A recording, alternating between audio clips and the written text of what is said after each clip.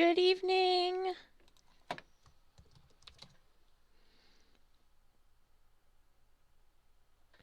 Yeah, I turned the connection off to try to fix the resolution, which I can't fix because my computer's not HD. So hopefully all of this looks okay to you. Please let me know. I've never ever done this before. And let me know if you can hear me.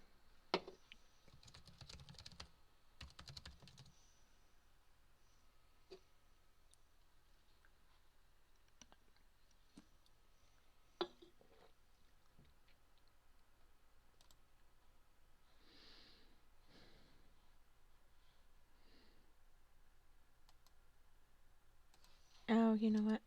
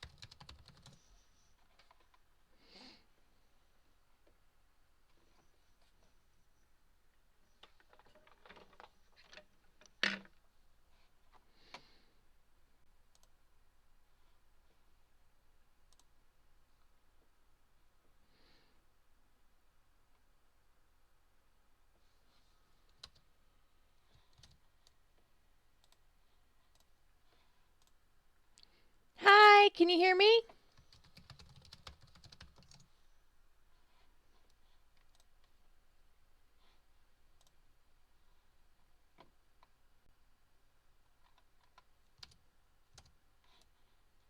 Need a new screen. Give me one. Assuming you can hear me, give me 1 second. I'm trying to find the SCA group, which, Facebook. Yay. Yay, you can hear me. This is my first time doing this. This isn't my first time having my channel, but this is the first time I've ever attempted to do a live stream. There it is. I'm trying to send the new link to the SCA group.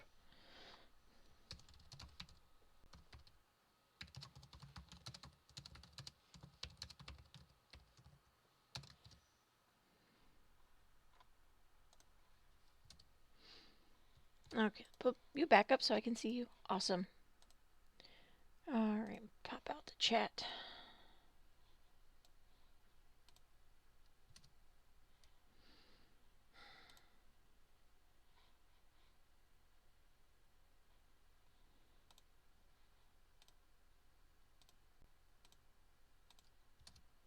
And hopefully you're still there because I can't tell. I don't know if I'm doing this right.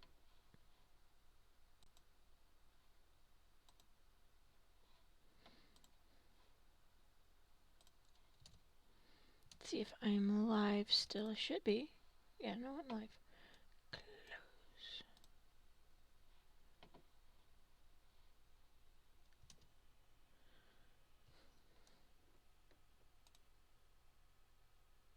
Yes, yes, I can save the video after. I know how to do that. I am not completely tech savvy, but I'm not quite a boomer. So, yes, yes, I know how to do that. It prompts you to do that after you finish streaming. It's a little bit laggy. Is everything coming across your screen okay? And then we can go ahead and start for other people. I know on my end it's showing me alt-tabbing through my stuff. Awesome. Okay. So I'm going to go ahead and start. Hi, I'm Lady Taliesin of Three Rivers. I use Guntram a lot. Actually, before I started the stream, I was playing with it because, of course, I was. So all of the links should be in the description. If they're not, I will put them in there. I know I had to end the other stream because I was trying to increase the video resolution. The problem is my computer's not very smart. It's not an HD computer. I can't give you HD quality when I don't have it on this computer. I just don't. It's just the way my life is right now. Yeah, okay, that was my Brave browser. Sends me ads and pays me in Bitcoin for letting it send me ads. So, it's a thing. I like it. I'm going to open a soda, so I know that's loud. I'm sorry. Okay, so this page is where you go to download it. The download link is right here. And this is an old program. Like, he talks about Windows 95 somewhere down here. I remember him talking about it because I've been on this page way too much. There it is. It may not work properly under Windows 95. I don't know about you. I don't know anybody still running 95, so this program is really, really old. But having said that, I'm running Windows 10. It works fine. So I'm going to give you a quick and dirty on it. And the manual can be found right here. It has a whole lot of options for you. And I'm hoping my lag is not on my voice. But we'll see. And we can always improve this in the future.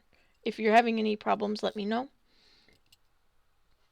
And I will do my best on my end. I'm just really glad somebody came because I like talking to people. Okay, so you download it. And the other nice thing about Guntram's website is he has a pattern dictionary, which I will also link for you. And in it you can find patterns like these. They're simple patterns. It tells you how many cards they have.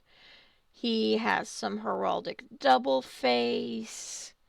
He's got some fonts, which I downloaded last night because I'm going to play with some fonts. Actually, I have actively been playing with fonts, but I'm actually going to weave something. So he has all of these options for you.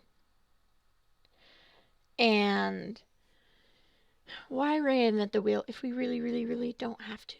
I mean, if he has options and you like them and you, at least to get started on using his program, some of these are great options. Tonight, I'm going to show you how to use his program using a... Sorry, my mic pack keeps dropping. I'm going to show you how to virtually warp a threaded in pattern out of the book Appleseeds and Fox Noses. It's just one of the easier patterns. If you want to buy this book, I recommend it. I have 4 books and I only use 2 of them on a semi-regular basis, and this is one of them. So I'm going to be using this for all of that. For warping the loom. And let's see. It's going to show you a whole bunch of stuff again. Okay, so what I'm going to do is when you open Guntram, actually here, let me open a new instance of Guntram and clear my screen off.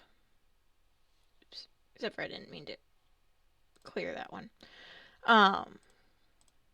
Because like I said, I was playing with it before I came on stream. So when you open Guntram's Tabletweaving, you're going to get this page, which is incredibly useful, right? Nothing looks like it's working. And I'm betting that's where some people end up having problems. It doesn't look like it's doing anything. What you want to do is you go to create, and for the threaded in pattern that I'm going to be using tonight, which I need to pull up my book. Let's see. Where is it? There it is. You go threaded in, and then you pick the number of holes in your card. I'm using 4 holes. I do have 6 hole cards, but I don't use them very often. So once you do that, this entire screen looks like it pops alive, right? Suddenly you have all kinds of options here. first thing you want to do is go to card setup, which is right here. And you're going to click on it, and then you're going to enter how many cards are in the pattern that you're either creating or that you're copying onto here. So this one is 16 cards, and then it pops up this wonderful black palette, and I'm going to go ahead and pick, I got the wrong palette, hold on. That's fine.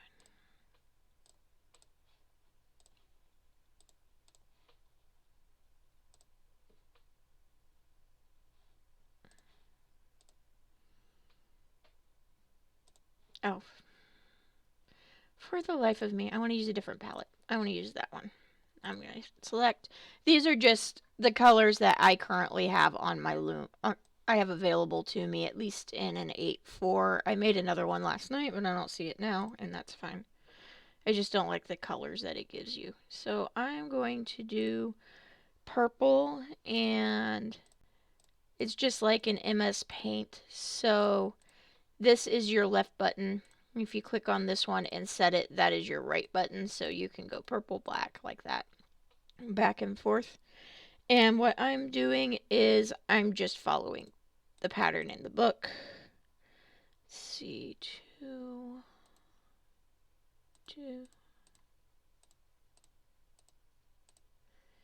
Actually spent quite a while discussing this with somebody in our barony last night because I was having issues warping my virtual loom, which, as you can imagine, is always frustrating.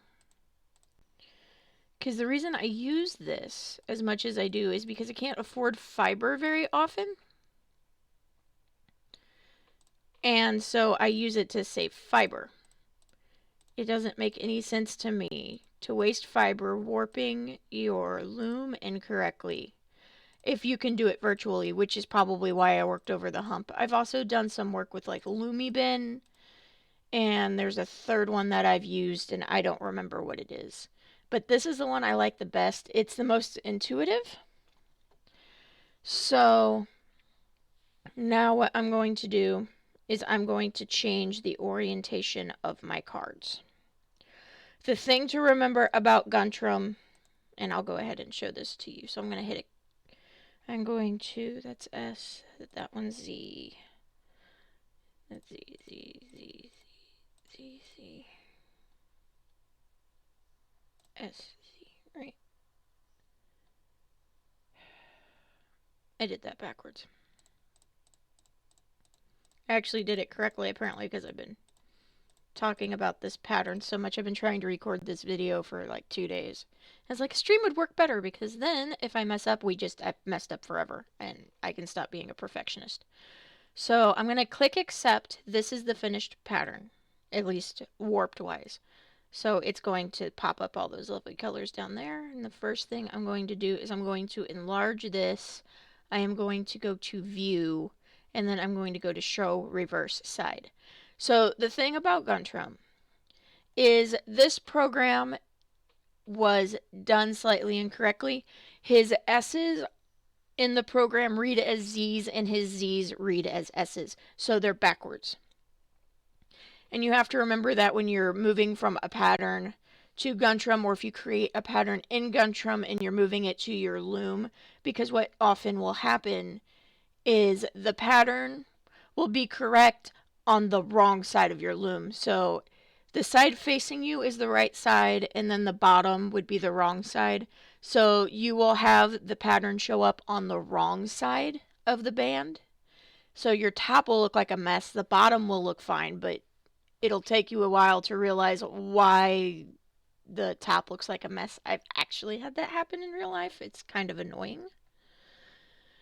So that is something you have to remember. And if you warp it wrong, just remember the nice side is on the bottom. So I'm going into packs right now. So I'm going to set up packs for this particular pattern. And I am really, really inventive. I call them packs 1, 2, 3, and border. I also found if I try to get too creative with the names of the packs, then they get all out of order. It's super annoying, and I would like for that never to happen again because I spent 2 hours messing with a pattern last night because I didn't realize that that was the problem.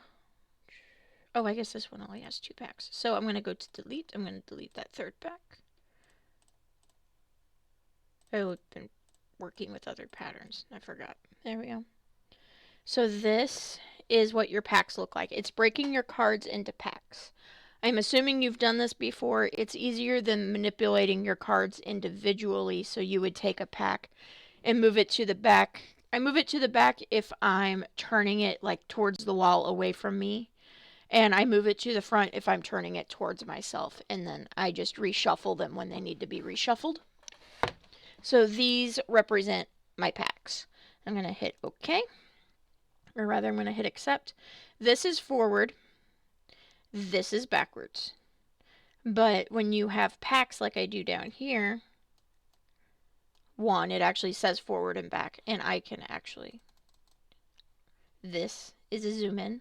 I'm zooming in. Because when I start doing the pattern the way it is normally, I can't see the pattern. I'll show you in a second, but I want to do one pick. So I'm going to do one repeat. So I go forward 2, and then I'm going to see this one. I'm going to turn this one backwards. That goes back for 2. Then all except for the border go back for 2. And then this one goes forward again for 2. I'm going to go ahead and do that one more time so we get a bit more playroom. And I've done this pattern a couple times. Okay, so I zoomed in 4 times. And I can see this pattern. This is not the right pattern. I don't think there's anything particularly wrong with this pattern, but it's not the one that I'm trying to recreate. So this shows, one, that I have these backwards in multiple ways. This is the reverse side of my loom.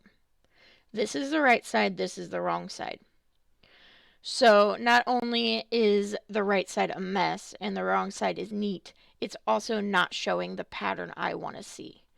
So what I'm going to do is go back into my card setup. And there are a couple of ways to do this, but this is really the easiest one, is just to go back in here.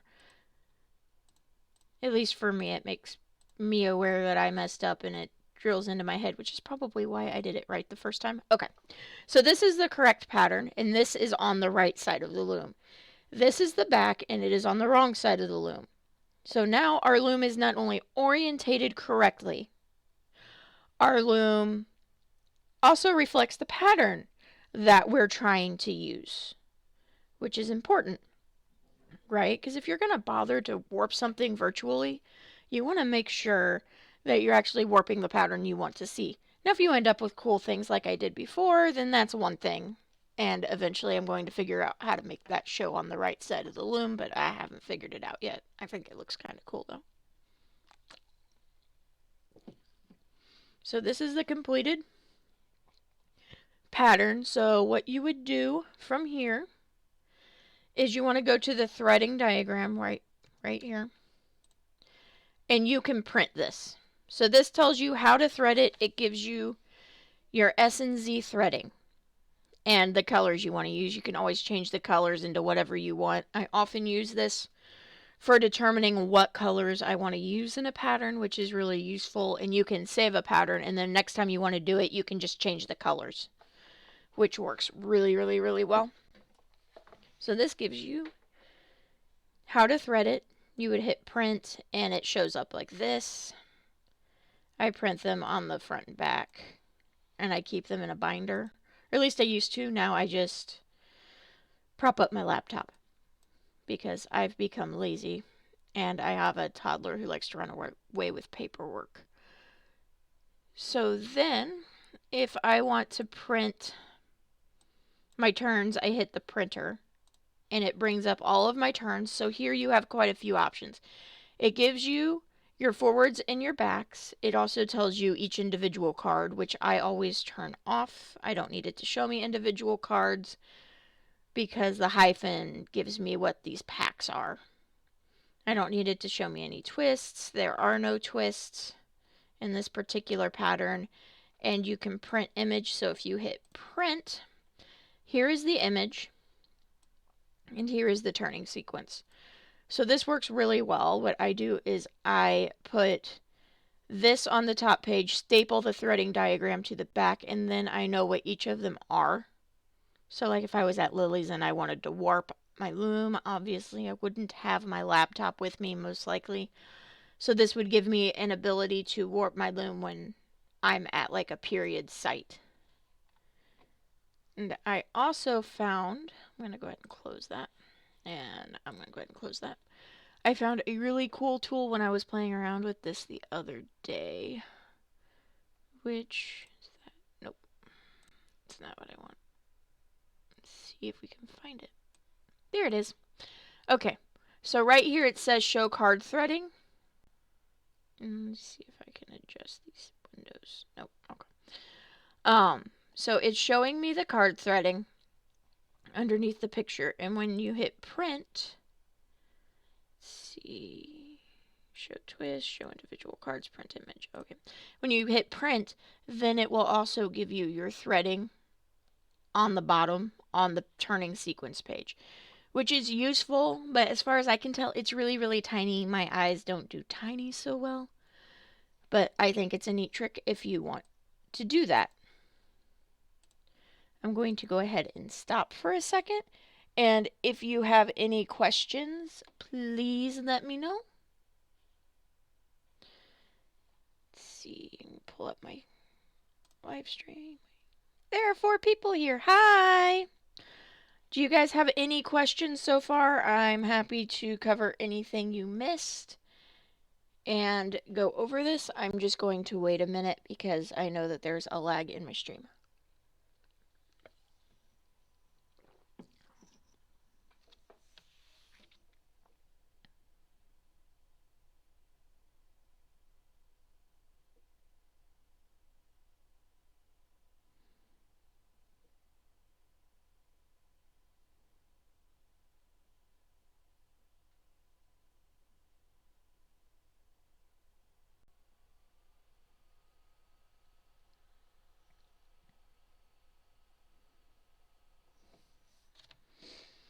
Also, I said I was going to show you how to zoom out before. So what you want to, so to zoom out, it's right next to the zoom in button.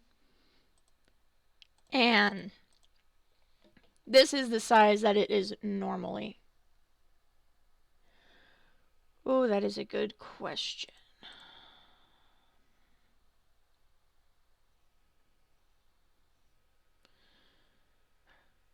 I have only done twists once. Show card twist. Let's see.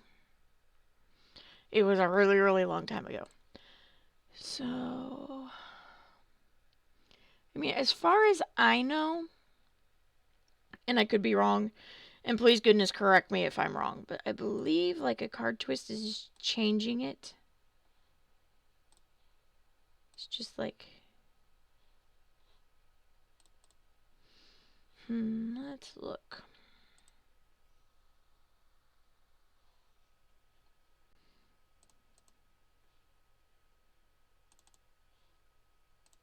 This is why I have a manual, because I never thought to look that up because I don't use card twists. It's just not something I use. How to idle, turning.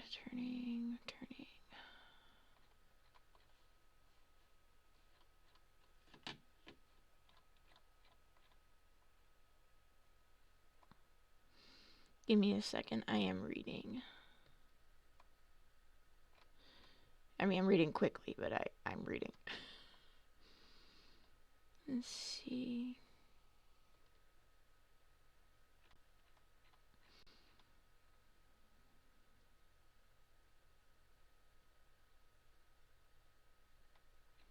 Yeah, I know how to do packs.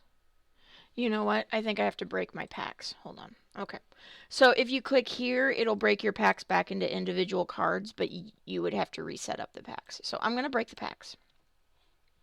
That's fine. And I just lost my instructions, but it doesn't matter. I'm just doing this as an example. So I'm going to turn...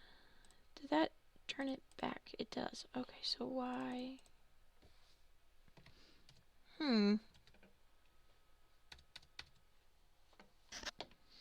Oops, sorry. That was not what I wanted. That was my other Guntram where of course I closed it because I closed it. Let's see.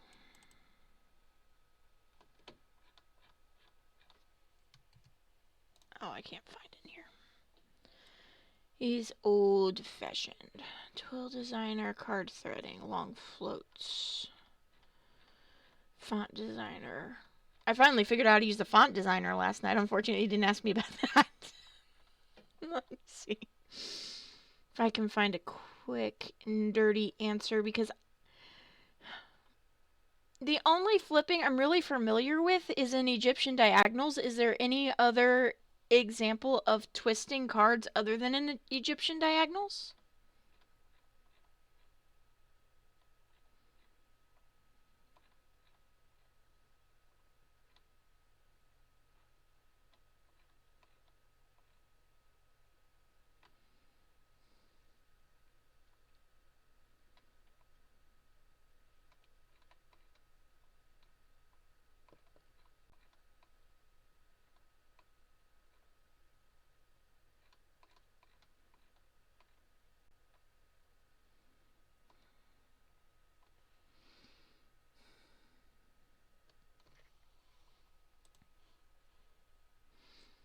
Let me see.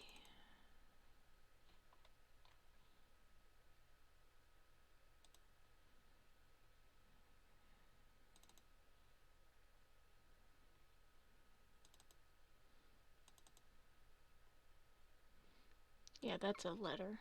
It's not. It's not a twist. It's just a letter. These are all double.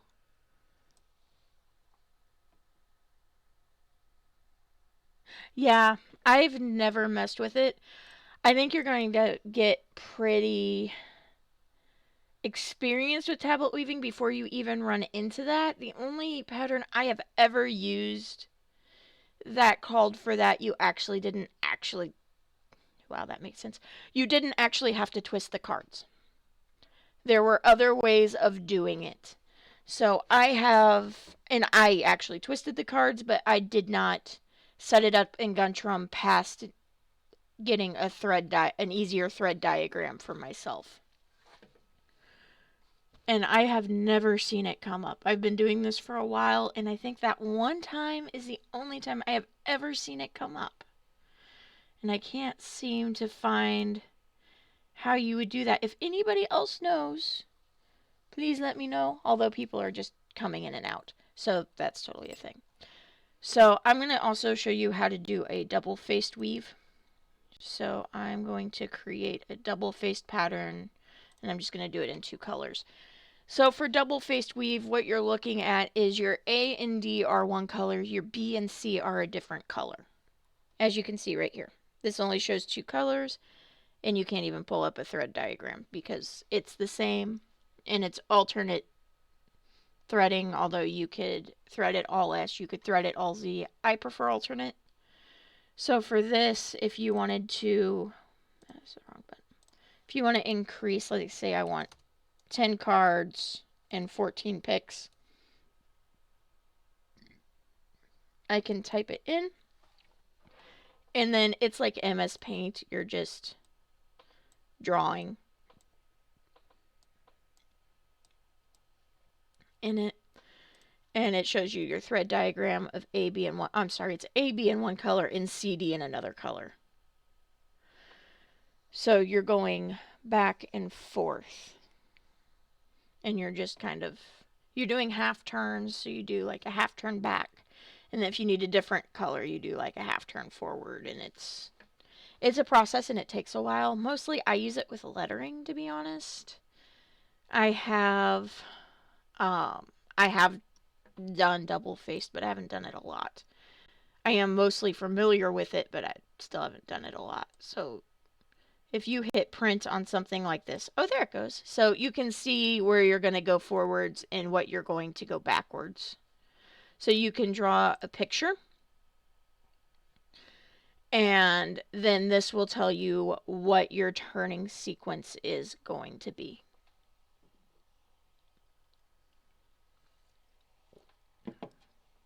So I will show you what I was working on earlier. I can close that because I still have it up. I just minimized my window. I was going to use the same window, but I decided not to. So I have been working on with a book called Please Weave a Message, and I've been copying one of the charted dictionaries in this book because I want to be able to do lettered bands. So I have like A, I have B, and I have C here. And if I want to create a lettered band, I can create a lettered band. And what I want to do, see if I can remember. You hit the A button, and I'm going to go with Gothic Narrow. I'm going to hit open. And this gives me an entire alphabet to play with. So I can do like W, E, space.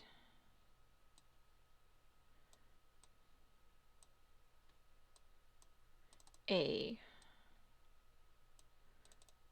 Oops. And I can click on that. And how did I remove these?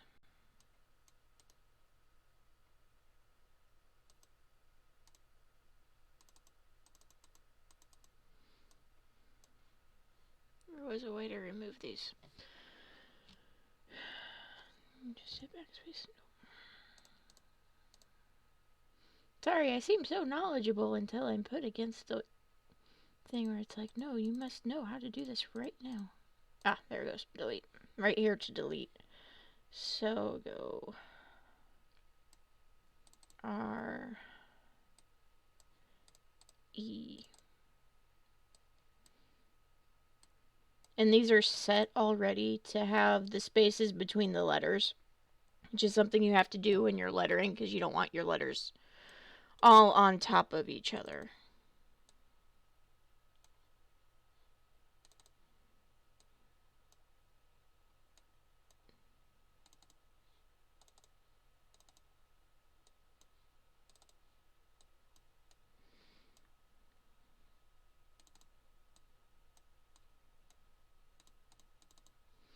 So I can type like this, and I can have it show me. Let's see, I'm going to create the image. Yes, I want it to.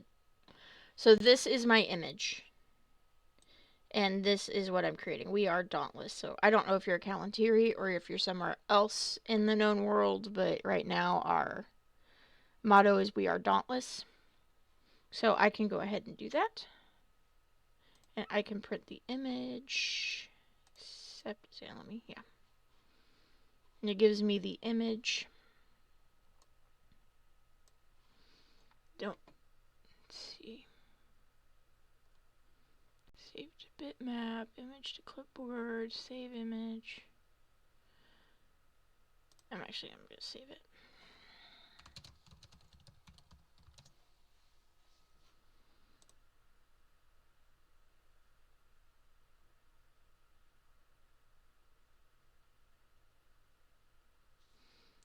Font generator, lettered band. Trying to see if. Okay. So I can have it show me the twining direction, and it'll show me what's forwards, what's backwards, I think. Or is it? Yeah. Right? That doesn't seem right. Functions.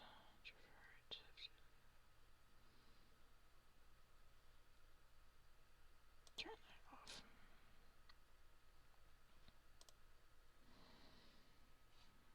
So that's now I have it showing me the tags for the picks and the cards. I thought there was a way. It's not going to let me print it. So usually if you hit print, it will tell you how to do this. But I can't find it. That doesn't mean it doesn't exist. Sometimes finding things in Guntram can be a bit difficult. And that's why I have the manual. So you can select areas.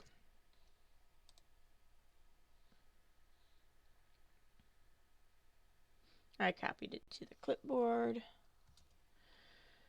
I closed that already. Okay. So the last thing I wanted to cover, although I am still happy to take questions if you have any other questions. Yep. There it is. Thank you. It's got to be here somewhere.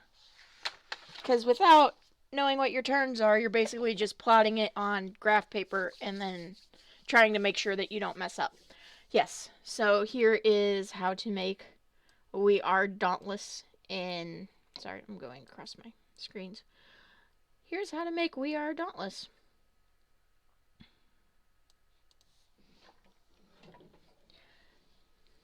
In Guntram. So the last thing I wanted to show you, and thank you for that, I will remember that because I really hate not knowing how to do something, drives me nuts, is so on Pinterest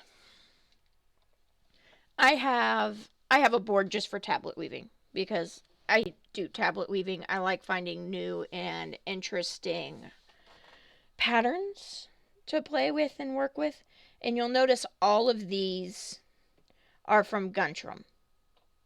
Now, part of that is because I pick the ones that are off of Guntram, because I know how to go ahead and edit those best. But some of these are just pictures of looms and things that I really like. But if you type, like, tablet weaving pattern, because I was searching that earlier. So 9 out of 10 times what you're going to come up with are Guntram patterns. So this is not a Guntram pattern, but this is. I happen to know that that is a Guntram pattern. That one is. This isn't. These are really, really rare. So this shows you how to warp it, and it gives you the turning sequence for them. But it's not actually a Guntram pattern, although I take these and put them in my Guntram. So knowing how to use Guntram makes it way easier to go on to a site like Pinterest and look for patterns, because once you know how to use Guntram, and you'll have to play with it a little. I mean, you can watch this video over and over and over again, or download it and read the manual, which I believe is actually how I started using Guntram, is I just downloaded it and I read the manual and I played with it until I figured it out. Which is kind of the hard way to do it, but I make everything hard on myself.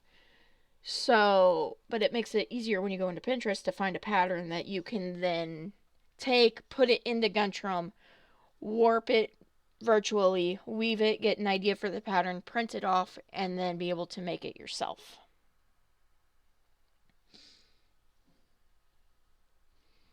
Is this helping? I hope this is helping.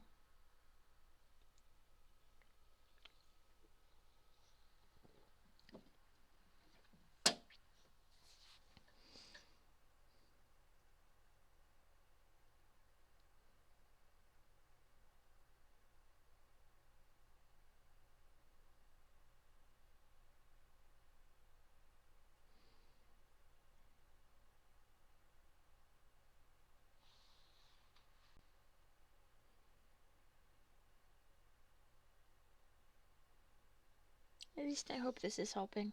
If you have questions, I am happy to answer them. I didn't want to open Amazon. As always. And you can certainly find me on the Facebook pages. Oh, you are so welcome. If you have any other questions, I'm happy to try to research it for you. I know this can have a bit of a learning curve. Once you start using it, though, as long as you remember that the S's and Z's are backwards. Like, I actually have a piece of paper above my loom that says, that has the real, like, S and Z, and under it, it says Guntram Z, and the other one says Guntram S. Because what I use these patterns so much that I have to remember that they're backwards. So I have that reminder above my loom. Now, I have an unusual loom. It is a floor loom. She is huge. If you look on my YouTube channel, you'll actually see one from 7 years ago. 6 years ago, when I was warping it for our wedding, because I got into tablet weaving before I got into the SCA. It's how I made the hand fasting cords for our wedding. And that goes over how to warp a floor-sized tablet loom. And then I have another one with Athena, which is my loom, and it shows how to warp her for inkle weaving, which I don't do very often. I have arthritis in my shoulders, and it makes it kind of hard. But that is really all I have for this evening. It was a pleasure to get to speak with you. Yes, that's fine. I need to save this. This is texture quadrants 29. And I hope you have a wonderful evening.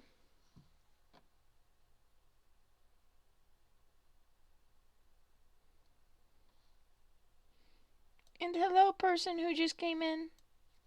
I'm getting ready to close this down and save it so it will be on my YouTube site, and hopefully I will also at some point film one that breaks it down a little easier and a little less slapdash. But you guys have a great evening.